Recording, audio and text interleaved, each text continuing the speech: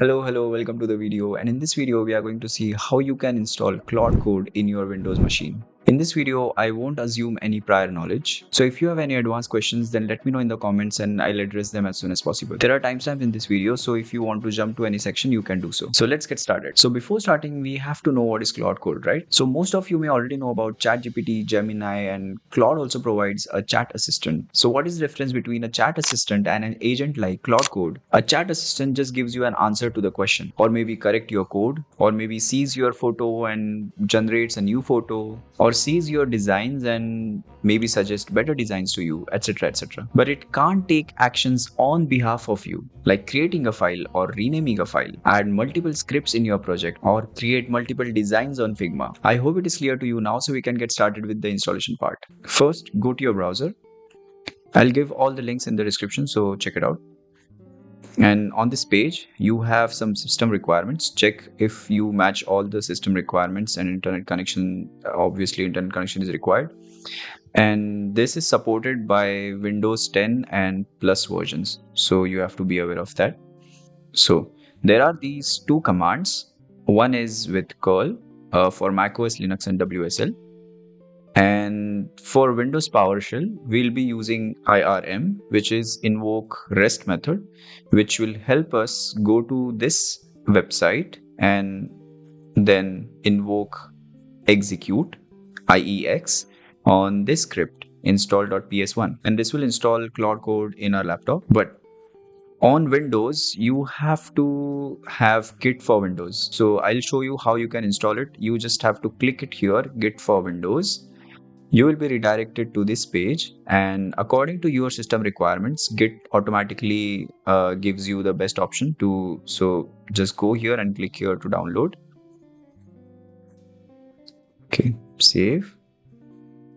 Okay, now I'll open Git directly from here, and then we can just do next, and then don't do anything here. Just click next, and click next. Git has already some default options, and I think all the default options are okay with us. Next. Just select all the default options, and then it will install. So Git is basically a version control system. In the next videos, when I set it up with GitHub and VS Code, then I'll explain Git and GitHub in much detail. So we don't want to view release notes, and click finish. Okay, so Git is installed for us. Then we go back to the page, and we just copy this command, open PowerShell,